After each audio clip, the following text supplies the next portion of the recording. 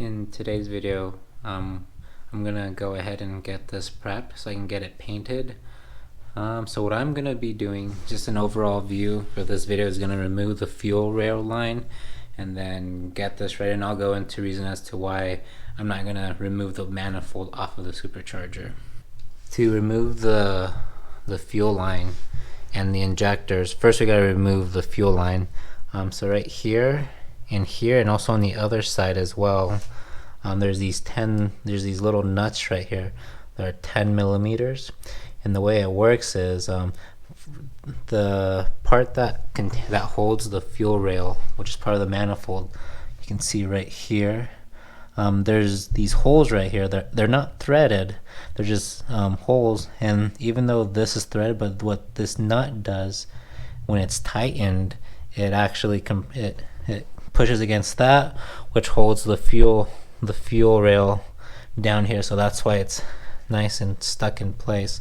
So what you gotta do is loosen this up with a 10 millimeter wrench. What you're gonna do is go ahead and loosen that up. So it's not on there super tight. So what you're gonna see is, if this camera will pick it up good, you can see how it's right now lowering and then it drops. So once you get to the bottom part, you want to go ahead and do it on the same side as well, because you're gonna have to. So right now it's up. Once it hits the bottom part, this part right here is what I mean, then what you can do now, you can kind of start lifting it a little bit, the fuel. So see how it picks up a little bit? So once it picks up a little bit, you go ahead and continue threading it down. And you do that until the threads pass through these nuts, and then you'll be able to do it on the other side. And then, you know, with anytime you ever remove the fuel, just take your time, because you don't want to break any connections that are on this. So now once you loosen the nuts on all 1, 2, and the other 2 over on this side, you'll see that it lifts up. So we're gonna go ahead and pick it up all together. You want to do this nice and easy, and as you can tell or see already, that some so on this side only 1 injector stayed on, and on this side 3 injectors stayed on. So the other ones I'm going to have to pull off slowly. So for the ones that didn't come off when you remove the fuel rail, what you're going to do is just, give it a little nice wiggle. That's all you have to do. And give it a little, and yeah, don't drop it, which doesn't do much damage. But yeah, just a little nice wiggle there.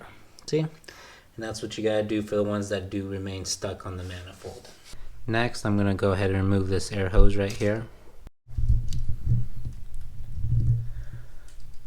What I'm gonna be doing to get this prep for paint, so I'm not gonna remove the manifold, because to remove the manifold, it's gonna take a lot more than it seems. Like it's simple, but I don't want to for my comfort level, I think it's too risky. I don't want to damage something, because it seems simple. Because if you look over here, in order to remove this part right here, I'm going to unbolt those bolts right there to remove. See, these are easy to access, but there's another bolt right down here that's kind of hidden. In order to remove this part is to remove this.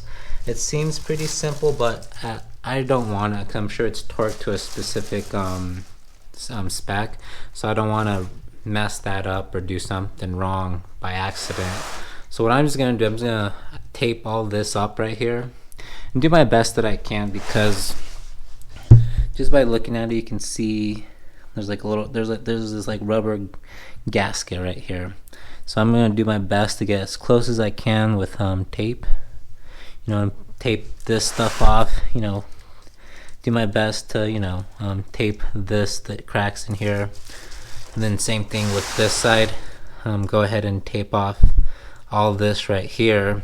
So on this side, as you can see, it's exposed, but on this side right here, it's kind of slightly covered up by this. So again, it looks like I can remove this plate, but I don't know if this nut right here is holding something that's inside in here that's valuable, and I don't want to mess that up, because this will be a very pricey mishap if I do something wrong. So yeah, so let's go ahead and tape all this stuff up. Here is the front side. So I taped up the two little nozzles for the vacuum lines. So what I did is I used one of these trash bags right here, took it out, and I put it underneath the supercharger. So then I just stretched it over so it can be nice in there in the little crannies. On the side, taped up these right here where the fuel injectors go. And then obviously with the plastic bag, I was able to move it up in there so it covers in that part. And back here, covered up again, and then I stretched out the trash bag to come and stretch out over here. And the parts that it tore, I have tape right here to cover up the little parts that it tore. Give you guys a little closer look. So I did my best to get close to the edge right there. And then that's pretty much this side. I still gotta do this side, but just for the sakes of the video, you can get the gist of what I'm doing to cover this up. This is the paint that I'm using, the duplicate color, the primer, and then the yellow paint that I'm using, and it's rated for 500 degrees, the high heat. Anything with manifold, engine related, exhaust related, if you're painting it, use the high heat, don't use regular spray paint. So what I'm going to be doing is 2 light coats of the primer, and then the third coat's going to be a slightly heavier. Then the same thing with the yellow paint. I'm going to do 2 light coats and 1 medium wet coat, and then from there I'm just going to let it dry overnight. So here I have this little contraption I have set up. It's a little bit windy, but I'm using one of the garage door bays to have the garage door open and have these boards right here to block off any wind so it's not windy. So once I do the first layer, I'm going to be covering it up with this tote right here so that no dust will get onto the paint. So right now I'm going to use some rubbing alcohol right here on a towel, wipe down any fingerprints or a speck of dust, and yeah, so you can kind of see what I'm doing. So I'm going to do that and do the first layer of primer.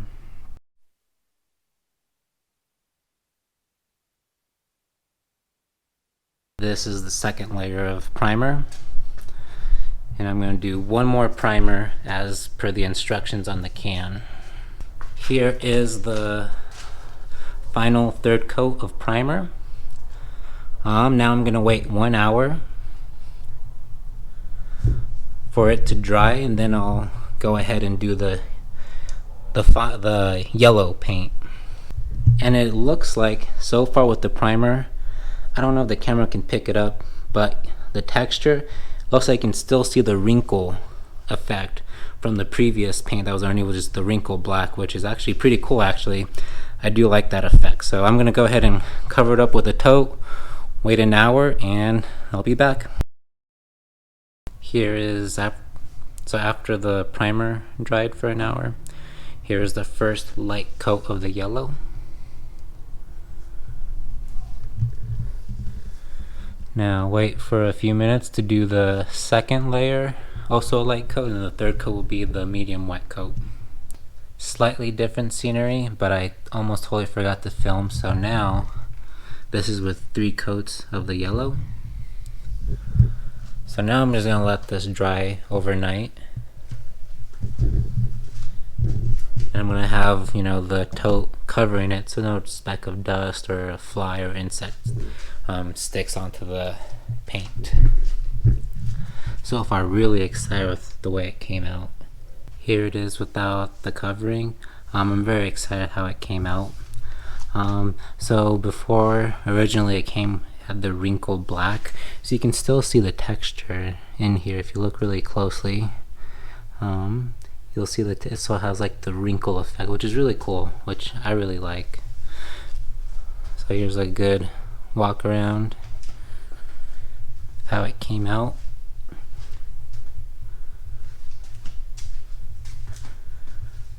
Super excited, came out really good.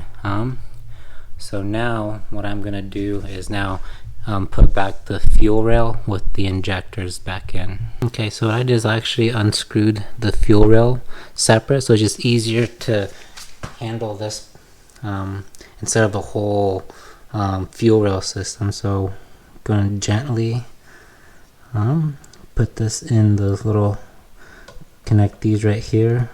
Once you get it nice and aligned, and before you actually push all the way down, the kind of slightly difficult part is get these 10mm nuts and try to get them to. So now what I'm going to do is going to push down on it at an evenly, and then continue tightening these threads. So carefully, now we tightened with the wrench, with the 10mm.